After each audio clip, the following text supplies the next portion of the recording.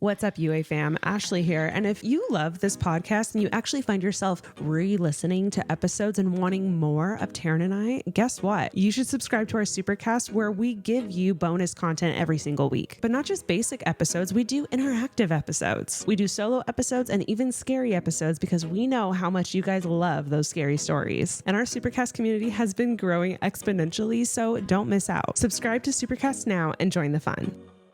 Crackles? I don't really hear it, do you? What? Should we just sing? Hold on, you're making noise with the mic.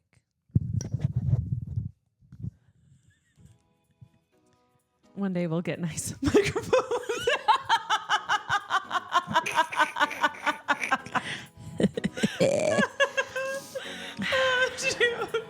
Until then, happy Halloween.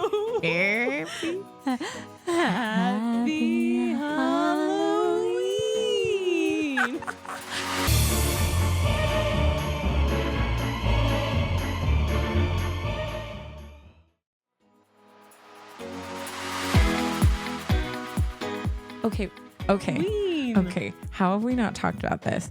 What? Did you notice? Wait, I'm going to pull it up. Did you notice Did we notice that the laugh at the end of the Cynthia video sounds exactly like me? Was it not you? That's not me. I thought it was you. No, I had so many people comment or be like, Taryn, that laugh at the end was diabolical. I thought that's not me. It was you because you did do a laugh at the end of the video. No, I didn't. At the end of the...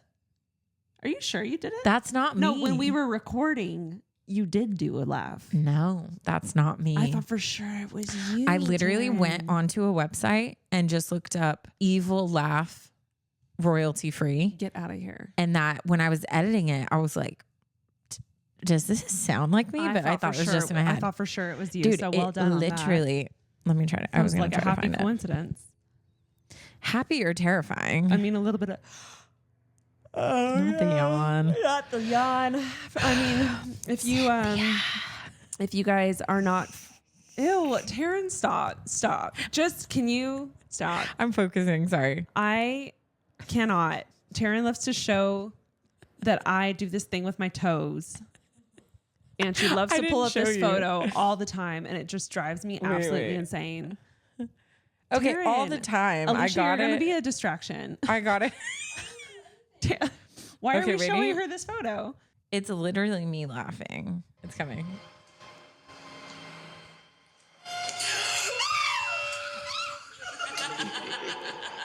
It sounds like you. It sounds like you. I thought for sure you recorded that yourself. No, it literally is and me. I was like, wow, look at her getting into this. Like, I'm proud of you. No. And I thought it was like in my head until I read comments and I was like, okay, now I'm scared. Stop yawning, Ashley. No, guys. You know what? I just realized a lot of you probably don't even know this, but this is what I mean by distraction. No, Taryn. sorry. What don't they know? If you're not watching us on YouTube, then you have no idea. But we are currently sitting in my living room. It is nighttime outside. We have a whole Halloween get up happening, not only in the living room, it's fully decorated. Like we have pumpkins, we have candles. There's a little ghost here with us. Alicia's in the audience along with our dogs. And Taryn and I have like fully spooky makeup on. Yes. Just for our YouTube audience. So if you don't watch us on YouTube, I hope you have FOMO. You should have FOMO. We look fabulous. We look fantastic. And you know what's so crazy is like my friend Mariah posted on her story, oh, I was bored. I did my makeup. And I saw it and I showed Ash and I was like, dude, let's ask her to do our faces. And she drove all the way out here and did our makeup and it looks so stinking cool. Hopefully you've seen the promo. Yeah. We worked really hard on our little transition. So I hope you enjoyed it. But more importantly, go follow Mariah. Yeah, she's great. She deserves a good follow. She's one of those people who's just like so talented. And I'm like, I could never. She's like, oh yeah, I'm going to bake cakes. I'm going to do full blown like Halloween makeup. Sure. Yeah. I was taking notes for Halloween makeup in the future. I was just like, okay, noted. I'm just not good at that kind of stuff. So loved getting our makeup done for this. And again, friendly reminder, We have a YouTube channel where you can like watch us do this stuff. You don't have to only hear us. We're kind of cute. So yeah, head to our YouTube channel.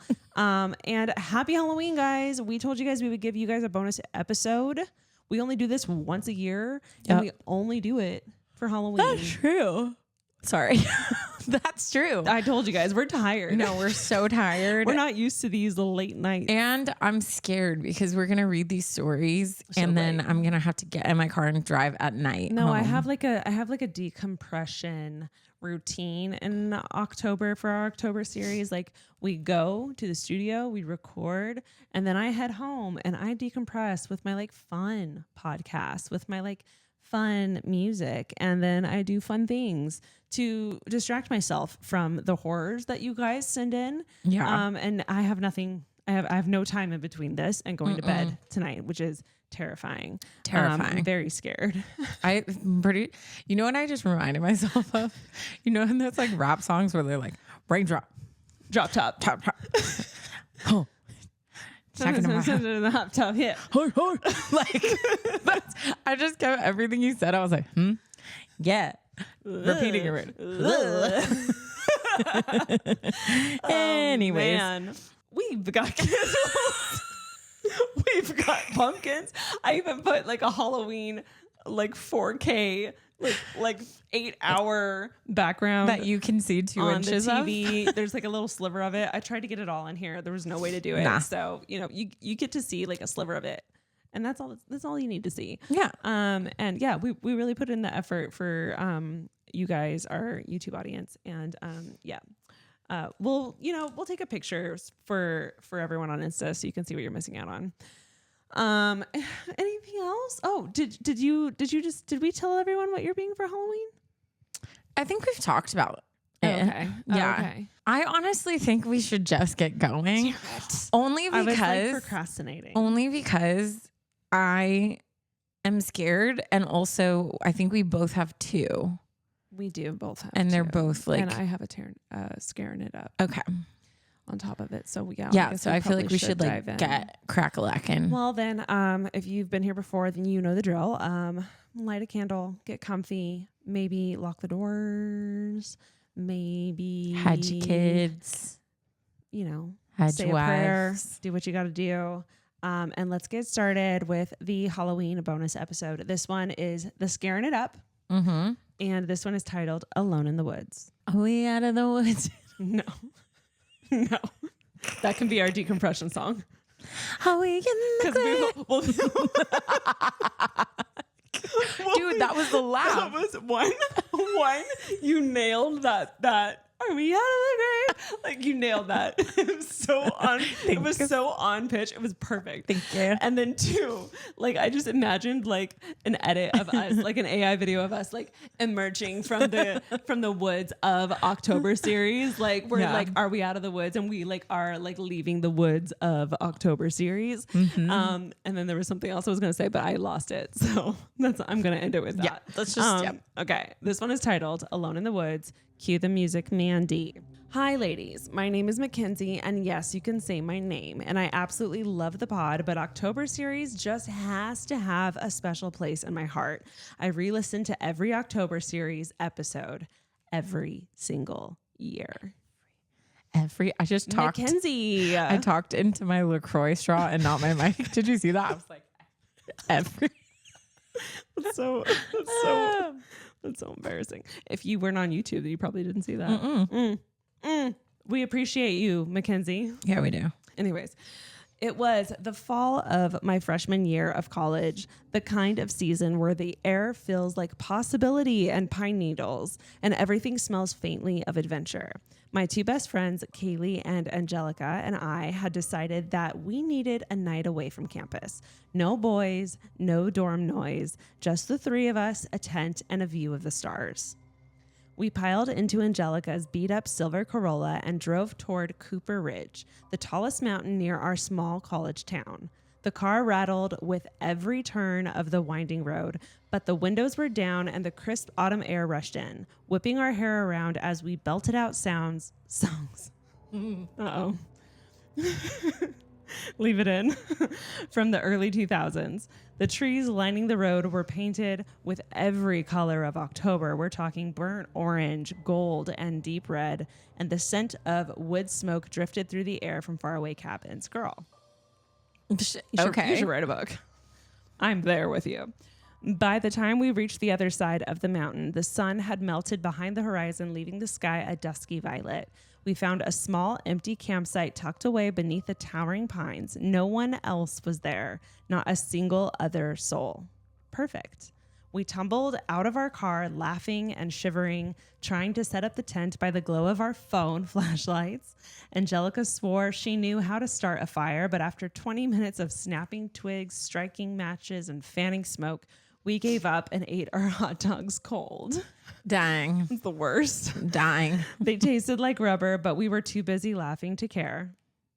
Later, we curled up inside the tent, wrapped in our sleeping bags, swapping secrets and ghost stories. The kind of laughter that starts as a giggle and turns into tears filled the space between us. Outside, the forest was silent, eerily so. Even the crickets had gone quiet. And that's when we heard it. Oh, God. The distant rumble of an engine. At first, it was faint. So far away, it could have been just another camper driving through, but it grew louder and then closer until the sound of gravel crunching beneath tires filled the night. Headlights swept through the trees, blinding us through the thin fabric of the tent, and we froze.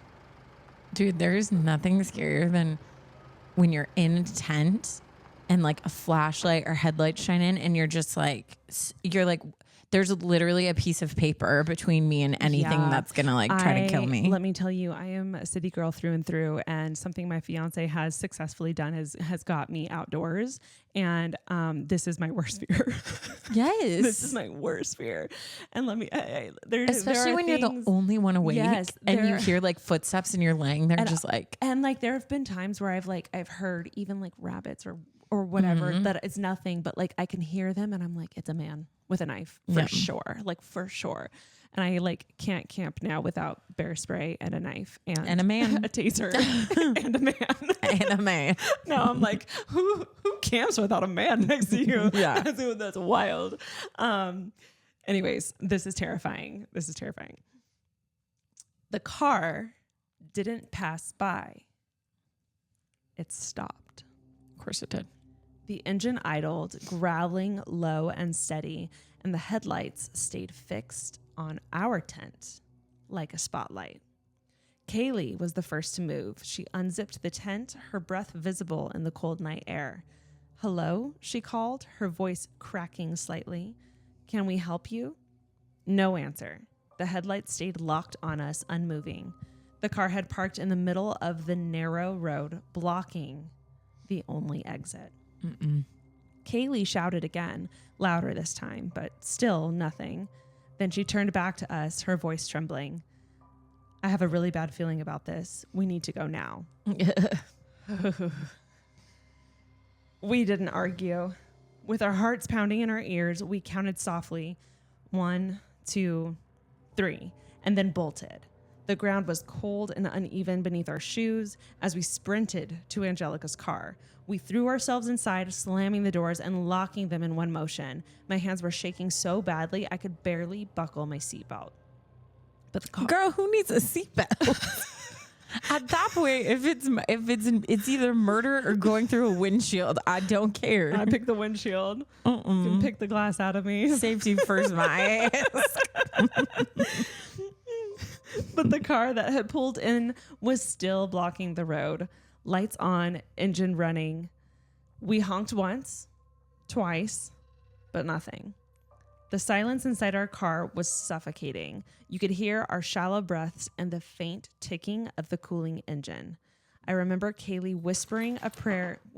Rosie Maria, you scared me. Come here, but you scared me. You want to cuddle? You want to cuddle us? Come. Come. Come. The silence in our car was suffocating. I'm just picturing the music like full force starting again. The silence in our car was suffocating. You could hear our shallow breaths and the faint ticking of the cooling engine. I remember Kaylee whispering a prayer through tears and begging for protection. Then something inside her snapped. Without a word, she threw the car into drive, stomped on the gas, and we lunged forward. The tires screamed against the dirt as we swerved off the road, bumping over roots and small trees, branches scraping against the windows like fingernails. Somehow we burst back onto the main path on the other side, hearts pounding so loud it felt like the car itself could hear them. We didn't look back. Kaylee's knuckles were white on the steering wheel as we flew down the mountain. Every shadow felt alive. Every curve of the road felt like an escape from something unspeakable. When we finally saw our phones flicker with service bars halfway down, Kaylee's phone lit up with a call from her younger brother. She answered with a shaking voice. "Where are you guys?" He laughed. "That was us. Me and the guys came up to freak you guys out. Did we get you?" Yeah. I think you did. Of course, it was a younger brother. No, that's something Brett would do. Only the younger ones wouldn't realize how bad that looks. No, especially like girls in the woods. Like, there's limits. Yeah. There was a long pause before Kaylee whispered, "You have no idea." The three of us just sat there stunned, realizing we'd nearly died of fear because of her little brother's prank. We made them drive all the way up the mountain the next morning to collect our tent, our sleeping bags, rightfully and so, the uneaten hot dogs. It took us almost a year to laugh about it, but now whenever anyone mentions camping, we just exchange a look and say, "Only if Kaylee's brother stays home." Hope this story gave you equal amounts of laughs and chills. Happy October series. Okay, Nicholas Sparks. I mean, that was so good. That was so good. Also, I hope you beat your little brother up for that one. That's not fair. It's a great story now, though. Like, that's the only positive. It was good until the second you like got out and said something. He should have been like, "Gotcha." You know, Yeah. It shouldn't have. And then the second you all ran to your car, he should have turned off the lights and been like, "Okay." You know? Yeah, like, it's okay. I'm here. Yeah. Don't stress. That's too much. That's too much. Okay. So we're going to throw a slight. What happened? I'm scared. Oh. We're going to throw a slight curveball. And this year, me and Ash have been going back and forth being like, "Oh my gosh, I heard this crazy story on TikTok. I read this crazy article." And so we decided to both come with a scary story that we've heard recently. So we're both going to share those. And then we're also going to jump into 2 stories that you guys have sent in. Whew. It's going to be crazy. Also, mine is, okay, it's this girl who on TikTok, she literally like tells scary stories she's heard. Her TikTok is Jordan. I think it's Ashley, but it's spelled ASHLEIGH. She's one of those. One of us. We will repost this on our TikTok as well. Yes. I've only heard through the story once, and I'm going to try to retell it because it was so terrifying. But I'm probably going to mess some things up. So definitely go listen to it. Okay. So there's a story. It's called The Peeking Woman. Have you heard it? No. Dude, I've seen so many TikToks about it now because I think it's like on my page because I was sat through that entire video. Yeah. Okay. There's this married couple. Happily married. Everything's going great. The wife starts doing like this weird thing. And at first the husband's like, okay, it's like kind of weird, but like whatever. She's just being like silly, goofy, whatever. And what it is he keeps catching her like peeking at him. So like he'll be doing something and then he'll turn and she's kind of like watching him. And at first it's just like small little occurrences and he's kind of like, okay, like what are you doing? Like laughs it off, whatever. But then it progressively gets worse and worse. And it's starting to get to the point where he's like, okay, like this is kind of weird. And it escalates to where like he'll be in the shower and all of a sudden he hears like almost like excited breathing. And then like he looks out and she's just standing there like watching him. Ew.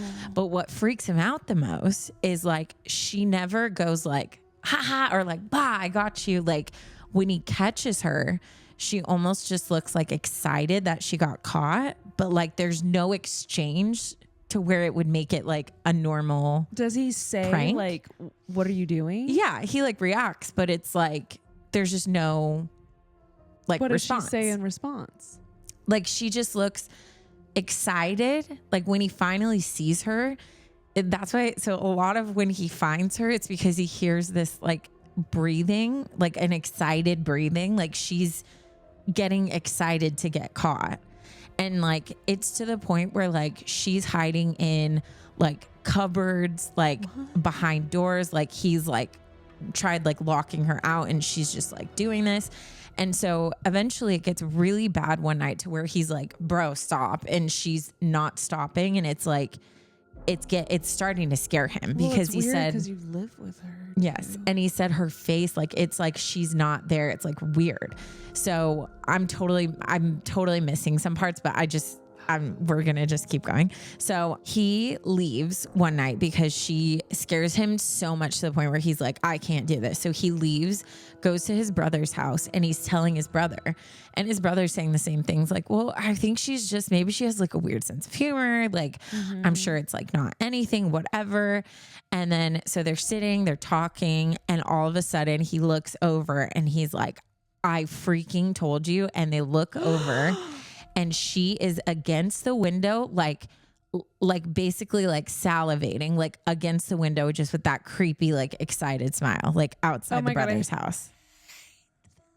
Yes. I hate it. So it escalates so much and he's like, I'm done. Like, I can't do this anymore. Like, I'm scared. Like, this is not the person I married. Like what's next? I'm literally like done. Like, this is not funny. I've told her it's not funny. And it's like happening so much. And so he goes to his house to like clean stuff up. And by this point, like he hadn't been there for like a little while. So he goes to the house and it is like a disaster. Like the house is a disaster. He's like what's going on? And like part of him is still like worried about her because like she was his wife, but he's just like, I don't know what's going on, like whatever. So he goes up to the bedroom. It's like covered in chaos and like it smells terrible. And he's just like, what is going on? And like the first thing he sees is like an eyeball. And then as he's looking around the room, there's literally like she's like taken eyes out of like little animals and stuff. It's like all over the room. And so he bends down and he's like trying to figure out what's happening. And he hears the excited breathing. And he looks over and she's under their bed. No. Just with that smile, like looking at him. And so he is like terrified, but he's like, okay, like he tells, I think in the story, like the brother was there. So he says like, call somebody. Like, she's not here. Like, she's not okay. And he tries to like reach to like get her to come out.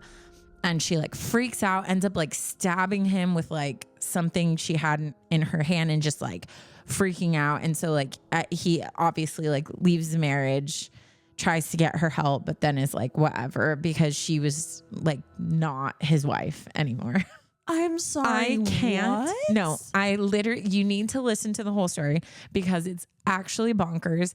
And the escalation, like I missed so many pieces, but the escalation of like, oh, just like I started noticing she just watches me every once in a while, to the excited breathing and the like him just like always finding her there and not stopping, is she was like obviously possessed by something. 100%. Because baby girl is like drooling. Dude, the outside the brother's house gave me full body chills. No. And what I want to know, if I could like talk to this man, is like, because there's like I'll be like minding my business and then I'll catch Jackson doing something and then I'll just watch him and I'll be like, oh, he's so fine.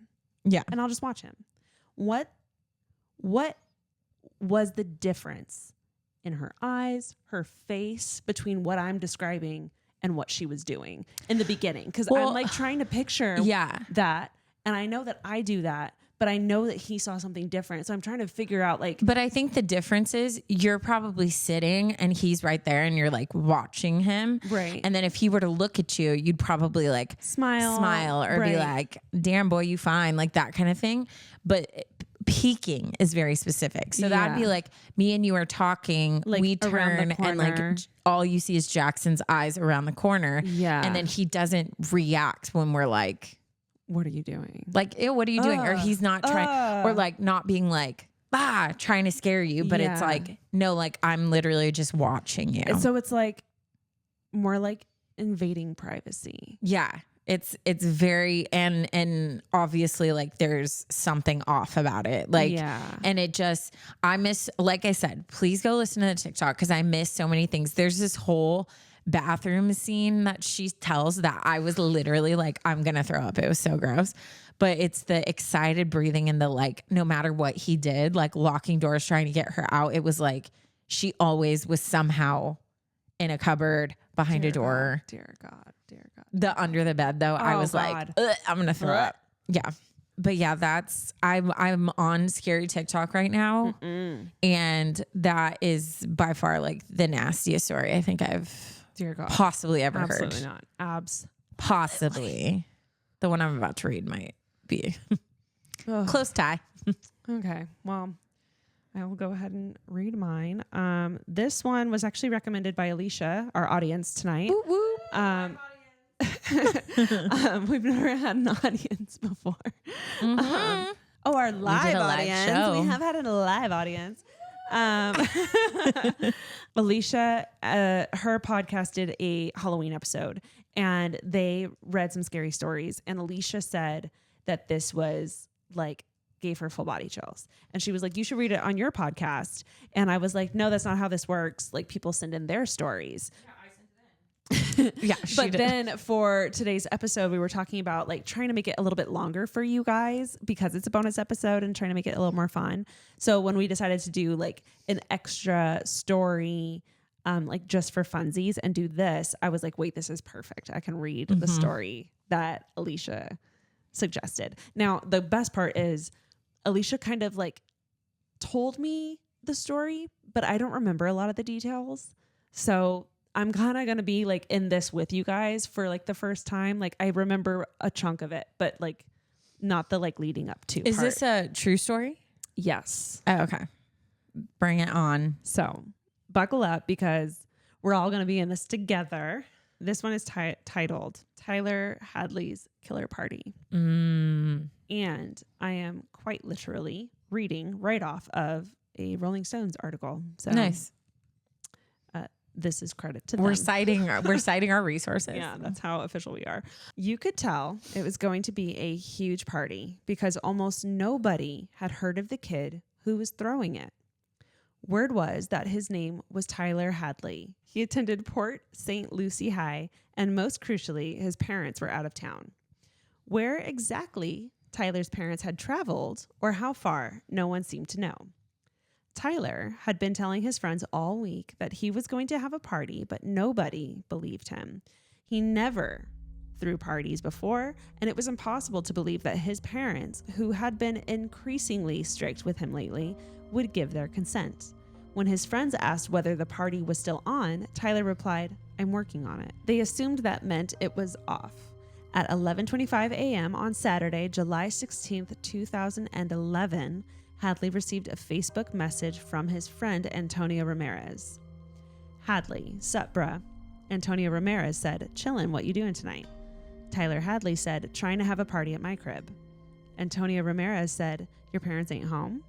Hadley said, "Nope." Hadley said, "Well, they're leaving soon." At 1:15 p.m., Tyler posted a message on his Facebook wall. "Party at my crib tonight, ... maybe." No one was convinced by this. But at 8:15 p.m., Tyler posted another message. "Party at my house, hit me up." Still, his friends remained incredulous. Ashley Hayes messaged, "Whoa, what if your parents come home?" "They won't," replied Tyler. "Trust me." The party was just getting started when Mike Young arrived with 10 or so of his friends around 11:30 p.m. Mike, a popular athletic junior, knew the host only by sight. Tyler was distinctive looking, tall and skinny, nearly cadaverous at 6'1" and 160 pounds. At school, he was quiet, approaching nonverbal, though occasionally prone to sudden, nonsensical outbursts in class. His friends, potheads, juvenile delinquents, pill poppers, were not the type of kids Mike liked to associate with. But it was a warm summer evening in July, and there was absolutely nothing else going on in Port St. Lucie. I don't know why I can't say port. Port. I keep adding an N. There never was anything going on in Port St. Lucie. There we go. The city, 40 miles north of West Palm Beach, was a tomb designed for the soon-to-be entombed. It had half a dozen golf courses, twice as many assisted living homes, 7 funeral homes, 2 bingo halls, and a shuffleboard club. There was no access to the beach, no downtown, and no place for teenagers to hang out at night other than the giant arcade called Superplay USA, which advertised itself as a state-of-the-art family playground. Even the parks were closed at night. That's tough. Mike and his friends had already spent 3 hours killing time at the mall in Stewart, 20 minutes down the coast, and another hour at McDonald's, so they figured they might as well check out Hadley's party. Tyler answered the door wearing a long black t-shirt, black Dickies, and black Nike Air Force high-top sneakers. He seemed anxious, or at least as anxious as you can be while on ecstasy. It was clear that Tyler was rolling. His eyes were large and white, his pupils expanded, and he kept rubbing his hands together, nervously clenching his fists. "I don't want no one smoking inside," said Tyler. "It's my parents' house." Before long, there were 60 kids in the house. Most of them had no idea who Tyler was. They draped themselves over the couches, played beer pong on the dining table, scrounged for food in the kitchen cupboards, and gathered in packs out front, tossing empty cans onto the lawn. In the living room, when bottles fell on the floor and shattered, kids laughed. Cigarettes were extinguished on the rug, the kitchen counter, the wall. Tyler seemed less concerned with the destruction of the home than with the noise. If the neighbors got alarmed, they might call the police. "Actually, just stay in the house," said Tyler, to nobody in particular. "You can smoke inside. I don't care." Mike was talking with some girls on the couch when a very drunk skater kid, he looked like one of Tyler's friends, ambled over. "I smell dead people," said the skater, giggling. Mike looked up. "What's that supposed to mean?" "Oh, I don't know. Some people are smoking, that's all."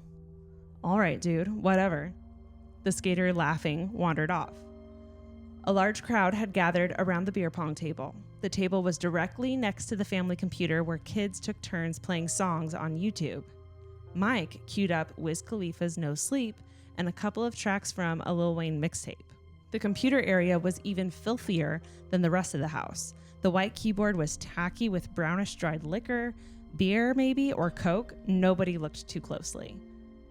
Jose Arazo, a slight, soft-spoken 17-year-old with straight black hair combed at an angle over his forehead, was playing beer pong when he heard someone say, "Oh, he killed his parents." Everyone laughed. Jose won 15 straight games of beer pong. People kept asking Tyler where his parents were. "They went to Georgia," he told Mark Andrews. "They're in Orlando," he told Ryan Stonesifer. "They don't live here," Tyler told Richard Wouters.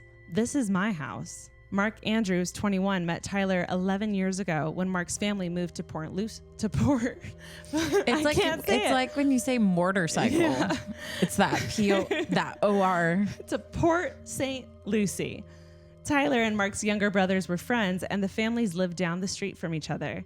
When Tyler was 10 years old, he showed up at the Andrews house after a fight with his mother. He vowed that he would kill his parents. Mark told Tyler that his parents pissed off their kids, and Tyler, calming down, agreed. The two boys laughed about it. Tyler's friend, Marky Phillips, missed the party because he was visiting his grandparents in Chicago that weekend, but he had hung out with Tyler 2 nights earlier playing video games and watching television at Marky's house. Tyler had seemed pretty fine, in quotes, that night, But 2 weeks before that, they had been hanging out at Marky's house when Tyler blurted out in the middle of a conversation that he, quote, wanted to kill his parents and have a big party after. Nobody had ever done that before, Tyler said. Thrown a huge party with the bodies still in the house. What the frick? That's crazy, said Marky. He figured Tyler was trying to make a joke. Nobody ever took Tyler seriously when he talked about killing his parents. In a Facebook chat with his friend Mercedes Marco on July 2nd, 2011, 2 weeks before the party, Tyler complained that his mother had confiscated his cell phone. Tyler Hadley, LOL, yep, she's a for show. I might kill her. Bleep that. Yeah, please.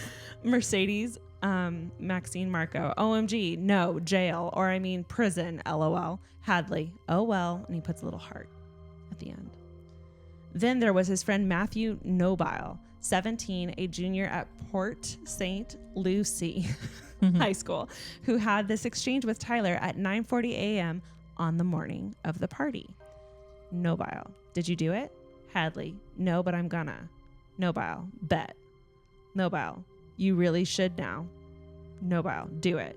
Hadley, don't worry, I am. Hadley, then I'm having a party.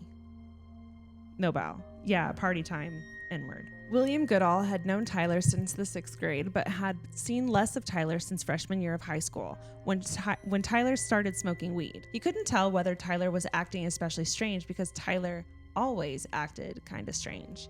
At 12:30 a.m., the party was running out of beer, so Tyler asked Mark Andrews and his girlfriend Ashley to drive him to Sunoco gas station a block away.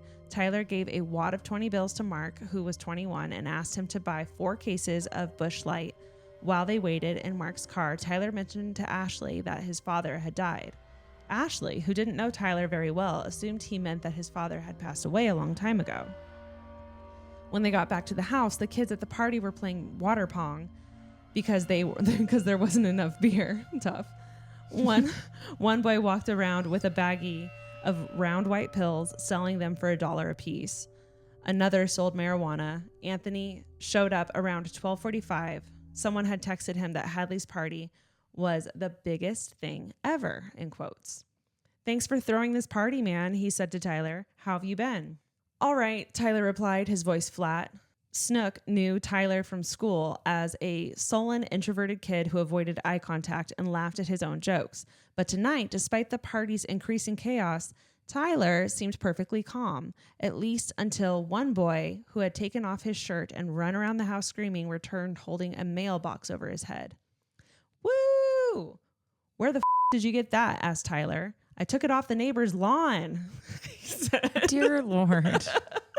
The boy wheeled around the living room with the mailbox, knocking beer bottles off to the floor. Tyler started yelling, stealing a mailbox was a felony, he said, and the police were going to come. Someone removed the mailbox from the house and returned it to the street. Snook noticed that the door to the master bedroom was closed, assuming that there were people inside getting high. He tried to enter, but it was locked. It was dark in the house, but he noticed a black smear about a foot long beneath the door. It looked like an oil-based paint that someone had tried to unsuccessfully wipe away. Justin Wright, a collegiate soccer player who asked that his real name be withheld, arrived at 1:15 a.m. The first thing he noticed was the stench. It smelled like sweaty clothes that had been sitting around too long. The place was a mess. The white ceramic floor tiles were grimy. Several picture frames were missing from the walls. Others hung askew, dishes smeared with the remnants of instant macaroni and cheese accumulated in the kitchen. Justin asked Tyler if there were any house rules. Just do whatever you want, said Tyler. During Justin's game of beer pong, the ball bounced to the floor and rolled beneath the table where it came to rest in a sticky, thick, brown substance. Justin was mildly grossed out, but didn't think much of it. He carried the ball to the kitchen sink and rinsed it under the faucet. Then he resumed the game. As Mark Andrews was leaving the party, Tyler asked if he could speak to him privately. Tyler went outside and ordered all the kids standing there to get back to the house so that his neighbors wouldn't call the cops. Once everyone was inside, Tyler turned to Mark. Dude, I did some things. I might go to prison. I might go away for life. I don't know, dude. I'm freaking out right now. What are you talking about? Said Mark. Dude, I know you are not going to believe me. No one will believe me. I freaking killed somebody. Dude, killing somebody is your own business, said Mark. Don't be telling me that sort of thing. I don't need to know. Tyler returned to the house and ran into Ricardo, an 18-year-old who had met Tyler that night. Thanks for having us over, said Ricardo, and thanks for the beer. I just wanted to do something fun before I left, said Tyler. Where are you going? I'm going to kill myself, said Tyler. Why would you do that? Because I did something really bad. What did you do? It can't be that bad. Don't worry, said Tyler. If I get caught, I'll be in jail a long time. In his bedroom, Tyler found Kimberly, a chubby, black-haired 20-year-old who was then known to friends as K-Nasty. She and Tyler were close friends, and she lived 2 houses down the street. I'm going away for 60 years, he told Kimberly. His voice seemed to come from a faraway place. Why, she asked. He said she'd find out tomorrow. Around 1 a.m., Tyler asked his friend Michael Mandel to walk outside so that they could speak privately. Tyler and Michael had been best friends since they were 8 years old, and for much of the party, they had sat together, Michael chatting with other friends, Tyler staring into the middle distance. They walked to the stop sign at the end of the block, and when they got there, Tyler turned to Michael and said, quote, I killed my parents. Yeah, right, Michael. I'm being real with you. I'm not lying to you. If you look closely enough, you can see signs. He told Michael to look in the driveway. Michael saw that the 2 cars closest to the garage were a black Toyota Tacoma truck that belonged to Tyler's father and his mother's red Ford Expedition. If Tyler's parents weren't home, then why were their cars? Michael still couldn't believe it, so Tyler told him to look inside the garage after making sure that nobody was watching. Michael slipped into the garage and turned on the light. He saw a bloody shoe print and immediately retreated, shutting the door behind him. Tyler led Michael to the master bedroom where there were traces of blood on the floor. Tyler unlocked the door and opened it. Michael saw dining room chairs and blood-soaked towels stacked in a huge pile at the bottom. Emerging... Woo! I saw a photo. Tyler told Michael what had happened that afternoon. Shortly before 5, Tyler had hid his parents' cell phone so that they couldn't call for help. He listened to Feel Lucky. Jeez, Lita.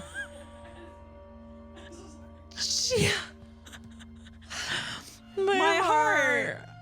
Oh gosh, that video, we both jumped so bad. He listened to Feel Lucky, a song by the rapper Lil Boozy, to psych himself up. Okay, well. He took 3 pills of ecstasy because he worried that he couldn't kill his parents while sober. In the garage, he found a claw hammer. That's how he killed them? Then he returned to the house. He stood behind his mother while she worked at the family computer for a full 5 minutes. He stood there thinking about what he was about to do. Then he raised the claw end of the hammer and brought it down on Mary Jo's head. Jeez. It's like I knew, like from the beginning, it was like hinting at it, but like I didn't realize. I guess she was screaming, why? Hearing his wife's screams, Blake Hadley ran out of the master bedroom. He was a big man, 6'1", 300 pounds, but nothing could have prepared him for what he saw. Father and son locked eyes for several moments. Why? Asked Blake Hadley. Why the not? Shouted Tyler. What the heck is wrong with this dude? And then he beat his father with the same hammer. When it was over, Tyler said he wrapped towels around his parents and dragged them into the master bedroom. The bodies lay side by side, face down, the hammer on the ground between them. It took 3 hours to clean up all the blood and gore, much longer than Tyler had anticipated. He threw every piece of incriminating evidence he could find into the bedroom, burying the corpses beneath a pile of broken dishes, shattered glasses, bloody towels and pillowcases, books, a coffee table, a sponge mop, Clorox wipes, and a canister of coffee grounds. He took a shower, and then he told Michael he stared at his reflection in the bathroom mirror and laughed. Oh, dude, this guy is demented. Whew. And then he threw a party. He threw the party. Was the party that same day or the next day? Same day. I don't get it because, like, So he killed them because he wanted to throw a party. Yeah. Or did he just want to kill them and the party was like his way of rebelling and celebrating? Because then he doesn't even enjoy the party. He's just like subtly telling everyone, Yeah. I did something. Yeah. And there's more to it. Like, I feel like he obviously something is demented in him, but I feel like he wanted to kill them. Yeah. For a while, clearly. Yeah. I mean, he clearly was like teasing about it and joking about it for a long time, that his friends knew that it was like a joke. So, I mean, I'm sure they thought it was. Yeah. Like just a teenager being like, oh, I want to kill my parents. They're so annoying. Yeah. But like, I don't know. After a while, like if someone kept actually joking like that, I'd be like, are you being serious right now? Because like you're freaking me out. Ugh, ew, guys, dude. People are gross. So did he get, I'm assuming he got arrested. Someone called or? Yeah, there's way more to the story, but it's just crazy thinking like people go through. Listen, I'm not trying to like say some murders are worse than other. All murders are bad, right? But like to have a murder and then to invite like all of your innocent friends that aren't involved in any way. No, and like the ping pong ball, like obviously the brown sticky liquid. House? They're like touching his mom's blood. Now everyone has touched all of that house and evidence, and like, dude, his poor friend too. Like, they are. Let me show you. And that friend who's witnessed everything. Which was but then one of his friends was like, "Did you do it yet? Did you do it?" One of his friends was in on it. Yeah. I would assume he got some form of punishment, but I don't know. I guess something, but probably nothing, because it was all like, ew, dude. No, I actually hate that. That's it. But that's like, you should Google it. It wasn't that long ago. It's 2011. Yeah, no, that's terrifying. Terrifying. Woof. People are scary. Don't go to house parties. That's what I learned tonight. But also, like, it's always those kids who are just like kind of socially off. And then when they do something, everyone's like, oh yeah, they used to like joke about that. It's like, I think obviously there's jokes, but I think there's a type of like dark humor that's not humor that you need to like, like your antenna should go up a little bit. Not funny. All right, let's go ahead and jump into the next one. What's crazy about this? So this is like kind of like a folklore story that has been passed around. This was my, like, as a child, this was a story that like haunted me. And if I ever had to tell like a really scary story where I really wanted to scare people, this is one I would tell. The way I used to tell it was slightly different, but interesting. Yeah. Intriguing. Okay. I'm not going to say the title. Yeah. Dear Taryn and Ashley, happy Halloween. Hey. My name is but I would prefer to be kept anonymous. So you can call me E if that's okay. Thank you so much for making October the absolute best month of the year. Every year I go back and listen to the previous October series, and I don't know if you know this, but after this past Monday's episode, you guys have 31 October series episodes on the main feed. Wild. How fun. AKA one October series per day for the entire month of October. Wow. Good to know. We should have planned for that. Next October series, like we can be like, calendar for the month. Yeah. Okay. So thank you for bringing me the spooky vibes. It seriously brings me so much joy, especially as I go into midterms and keep up with studying for the MCAT. Wait, I almost forgot. Thank you for being the best internet sisters a girl could ask for. As an older sister myself, it is truly wonderful being able to come to the podcast to get the elderly sister advice I don't get in my life. You ladies are amazing. So now that I've run out of adjectives to describe you, on to my story. I should let you know that this didn't happen to me, and I'm not sure if it's true. I'm telling you right now, for my brain, this cannot be true. Okay, I'm just telling you. Since this is a scary story we told around the campfire at sleepaway camp, but I figured I'd write it in and give you guys the heebie-jeebies it gave me as a kid. Gather your s'mores and fall drinks, my friends, and imagine yourself sitting around a campfire, the heat warming your face as a cold breeze hits your back. In between the chattering of others, you can hear the crackle of the fire and the soft lapping of the lake against the shore in the distance.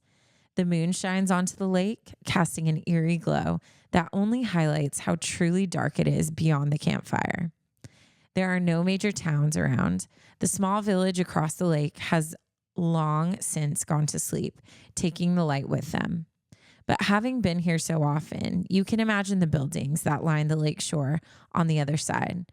Small red, green, and brown houses with docks that bob quietly with the waves. In the morning, the kids across the lake will run down the metal docks with footsteps that sound like gunshots before they jump into the cool water.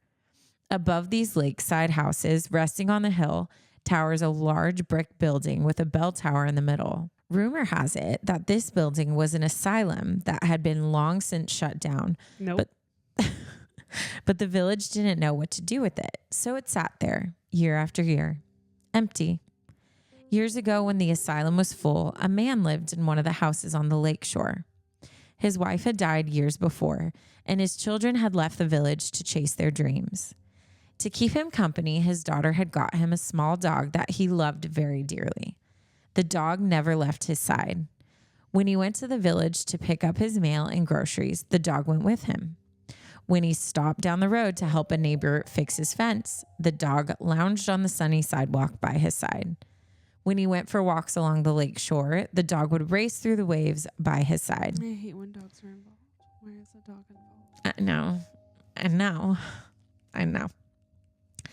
Every night after cleaning the dishes, the old man would turn on the radio, settle in his leather chair, and pick up a book, and promise he would read a chapter before he fell asleep. The dog would curl up at his feet and keep him warm. Every night, the man would fall asleep after a page, and the two would rest peacefully in the warm living room. When the town clock chimed 11 o'clock, the dog would wake up and lick the old man's feet until he woke up, and then the two of them would head to bed. One windy, cold day in October, the bell started ringing, but not the town clock. No.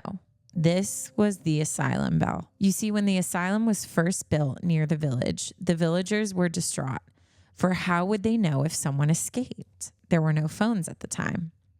So the asylum workers and village leaders came to the bell. The asylum would ring once every 5 minutes until the person was found and returned to the asylum. Over the years, the bell had nary had a reason to ring. And the few times it did, the villagers locked their doors, looked out the windows with creased brows of concern and morbid curiosity. But the clanging would stop within the hour, and life went on as usual. So when the bell started ringing that cold October day, the villagers bid each other farewell and made their way home or to the diner to wait out the ringing. 30 minutes passed, and the bell still rang, but that wasn't much cause for concern. 1 hour passed and the bell still rang, but the villagers realized that the asylum workers hadn't hired any young blood in years, so maybe they were having trouble navigating the woods. 2 hours passed. The bell still rang. 3 hours. 4 hours. The sun was dipping below the lake's horizon and the bell still rang. The old man double-checked his doors and began making his dinner, trying his best to keep his mind from straying to the clanging bell. But he admitted to himself he was truly worried, for if anything went amiss on his property, the dog would be in a frightful state. And as it was, the dog was happily gnawing on the bone next to the fireplace. So the man went about his evening. He settled down into his chair with the radio on slightly louder than Ash is like squirming. I wish there wasn't a dog. He settled down into his chair with the radio on slightly louder than normal to drown out the bell, and he drifted off. Hours later, he woke with a jolt, stretching. He looked around the room and his eyes fell to the clock mantle. 2 o'clock it read.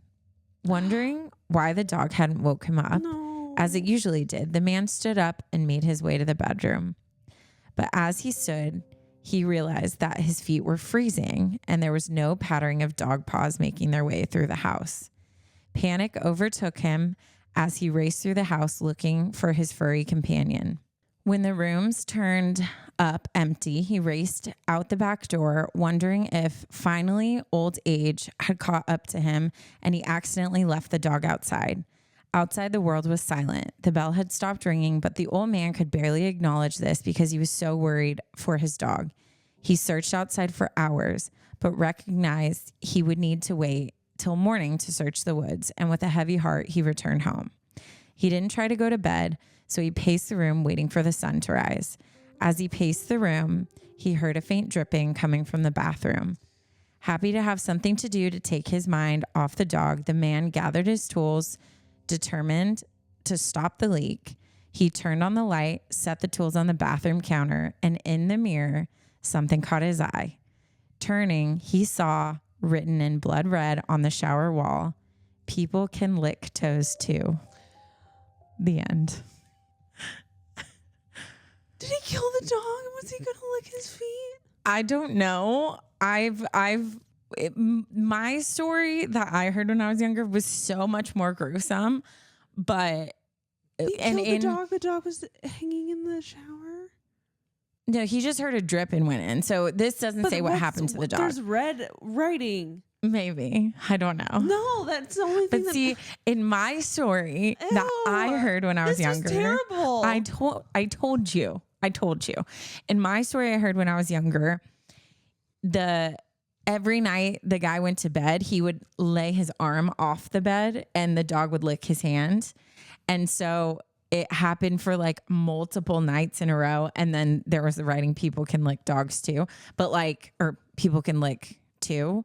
But in my story, he had been hearing like the dripping for like days and just had never checked it. So it made it seem like this crazy man had like been like licking his hand for days. Oh God. Oh God. Oh God. Oh God. Oh God. Oh God. Oh God. Tell me that's not the like most terrifying campfire story ever. Anyways. Wait, it's not. It's done. No, it's done. It's done. She continues, "Guys, my heart is actually pounding. I hope you enjoyed the spooky story.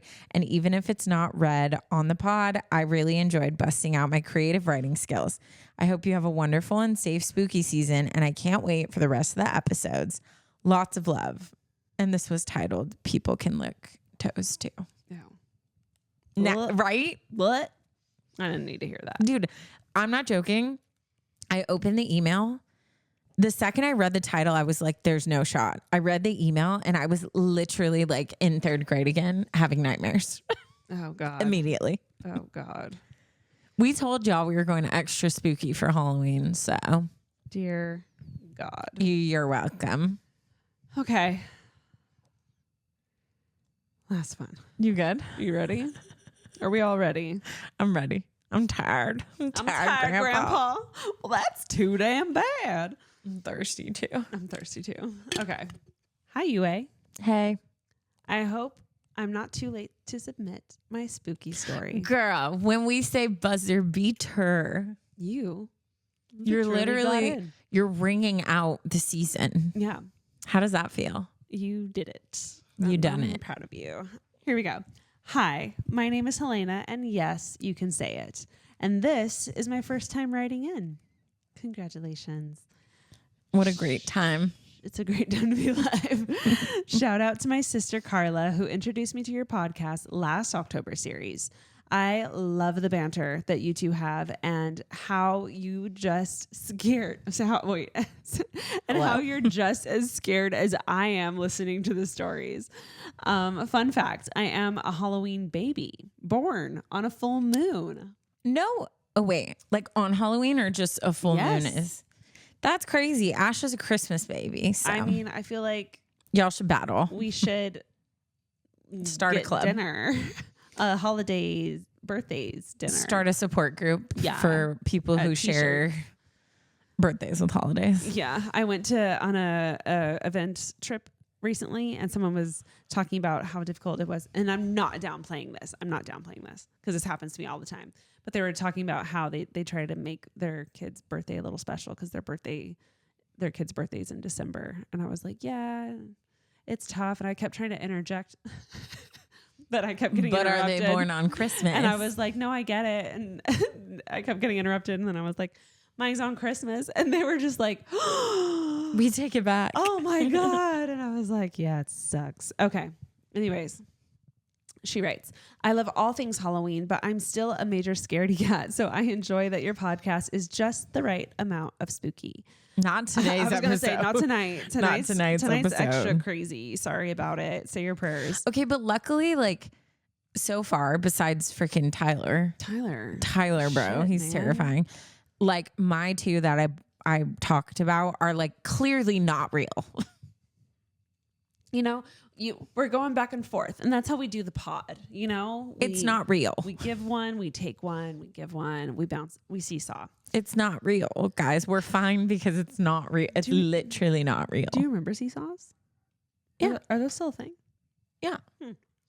Anyways, whether or not my story gets chosen to be read on the podcast or just read among the crew, I hope you enjoy it. And with that, we have a crew, Darren. We do got a crew. And with that, let's get into it. It was the summer of 2009, and I was headed to Virginia Beach for the weekend to celebrate my friend's 16th birthday with a group of 4 other girls. We were staying in our own motel room while my friend's parents were staying in a room on the other side of the motel. It was the end of the first night, and we had just wrapped up dinner at a local restaurant. As we headed back to the motel, it started to get dark, and it started raining. As we pulled into the motel parking lot, I asked for the room key. My bladder was full, and I knew I needed to make a run for the bathroom. My friend Clara said she'll come with me, so as soon as the minivan parked, I slid the door open, and we made a run for it. We headed up the stairs and made it to our room on the 2nd floor. Once out of the bathroom, I realized my friends weren't back yet. So I turned to Clara and told her, let's prank our friends and lock them out. So we did. And then we waited. And waited. I was starting to wonder what was taking them so long. When I could finally make out their voices outside the door, but that's where they stopped. No one tried opening the door. Confused, I took a peek out the curtains. There, I saw my friends all facing the door. No, not the door. They were all facing a little girl standing in front of the door. Wait. She's in the house. She looks out of the house. Her friends are facing the house, but there's a little girl between them. Yeah. Ew, what little girl? But they're at a motel. I adjusted my view. I almost didn't notice her at first because her back was towards me. She looked to be no older than 7 years old, standing barefoot, wearing an oversized dark gray t-shirt that came down past her knees, and her tasseled blonde hair was past her shoulders. I had no idea who this girl was or where she came from. She surely wasn't there when Clara and I got to our room. No one was outside then. Before I had any more time to question what was going on, my thoughts were interrupted by frantic banging on our door. My friends were shouting at us to let them in. I unlocked the door and they poured into our room, desperate and afraid, and that's when they explained what happened.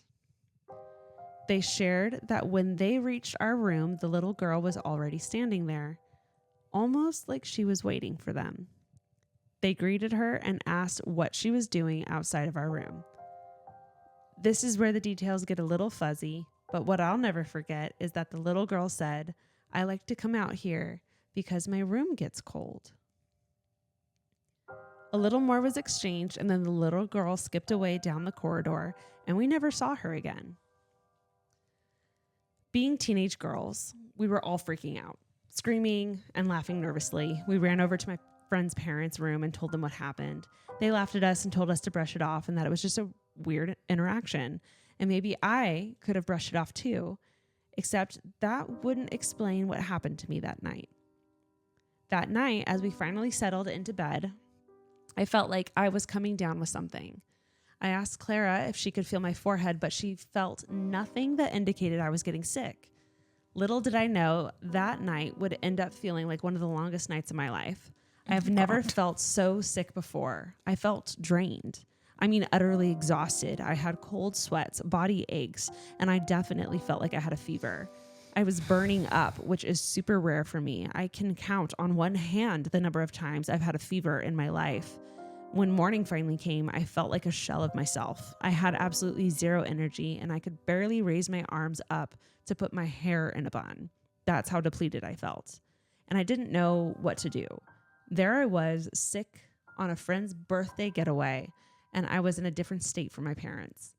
I told my friend's mom I didn't feel well, but all I could do was pop some Tylenol and put on a brave face. It felt like the rest of the weekend dragged on, but luckily nothing else happened. When I made it home, I couldn't wait to tell my mom all about the weekend, but when I got to the part of the little girl, she paused, as if concerned. Putting two and two together, she immediately wanted to do una limpiada del huevo, an egg cleansing on me. Have you heard of that? No, I've not heard of that. I am a Mexican American, and there is a Mexican traditional ritual where you pass a raw egg all over your body to get rid of any negative energy. And I've never heard of this. No, before. I haven't either. Huh? Really? Really? Our audience has heard of this. She had a friend who did it. We're getting a call from our audience. At the end, you crack the egg into a glass of water and dispose of it carefully. When my mom finished the cleanse and cracked the egg, there was no yellow yolk, and it was all misty. We both stared at it, our mouths agape and in shock. I instantly felt better after the cleanse, and I knew it was over. My friends and I have never brought that incident up again, and I don't think they know how badly it affected me. Anywho, that's my creepy story. I'm glad I finally sat down and wrote it all out. I can be a yapper, so sorry if it dragged on. To end on a happy note, I included a photo of my mom, my sister, me, and our husbands. I'm the one in green. Love, Helena. Have a fun Halloween season. Cute. Gorgeous Ew. family. I don't Also, like that. Green is your color. And also, I've never heard of the egg cleanse. I haven't either, but good to know. We might need to do no. that tonight, Ash. No, one. The second we end this, we're egg cleansing each other for sure. And also, if you are listening to this and you have egg cleansing stories, No. I want to hear more about No. that. I want to hear more about that. No, I'm sorry, everyone listening. I don't give a crap about anything bad that has happened to you anymore. I am clocked out. She says that, but technically we keep this going all year round on Supercast. Yeah, but I'm going to take a break. Until next month when we have another one due. So guess what, guys? If you love scary stories and you love our October series so much, guess what? You don't have to stop. You don't have to stop and wait till next year. You can listen to it every month with us on Supercast. So if you have a scary story, you don't have to wait till next year to submit it. You can submit it now and listen to it on Supercast. So do that. And where do they email it to, Taryn? Advice, unsolicitedpod@gmail.com. And then just put super scary in the title and we'll read it to our Supercast family. Guys, we survived another year. I'm very proud of us. Where'd my dad jokes go? I've been I had them. I was going to say, Taryn needs to wrap us up with a dad joke. Okay, ready? Yes, wrap us up, Taryn. Why did the mortician clock out of work early? Because he was, I don't know. Because he was dying to leave. He was dying to get out of there. Guys, if you made it to the dad joke, you know the drill. We love you the mostest. Also, if you listen to every single one of our October series episodes this year, we love you the mostest. Again, subscribe to our Supercast for more scary stories. If you have a scary story, you can still submit it and listen to it on Supercast. We love you so much. Good luck. See you in the next episode. I was going to pray for us. Dear Jesus, I just thank you for this day. I thank you for this time that October series has been. But God, I pray against anything that lingers. And I pray that you replace the darkness with some joy and sparkles. In your precious name, amen. You're welcome. We just need some eggs. We're just cleansing all of us right now. Everybody go cleanse yourselves and your loved ones. Yeah, and go leave go an pet egg. your dogs. I hated that story. I know. Extra. In my mind, the dog is fine. It was his own crazy fine. person blood. It didn't sound fine. And I got it. When he came in, the dog got out. So the dog's outside. The old man's gonna find him. He painted the window with his crazy blood. Yeah, the dog saw the crazy man and was like, he was like, out of bye. here. He's hiding in the cornfield. He'll be back in the morning. For sure. Go leave an egg emoji on our Halloween. Dude, please go leave an egg emoji on our Halloween stuff. Yes, Halloween we love you episode guys stuff. so much. See you for a regular episode. Thank God. Bring next on Monday. Somebody tell me about being cheated on or something. Give us some boy drama. Give us some work drama. All of our like regular issues and that stuff. Okay. All right. We love you so much. Bye.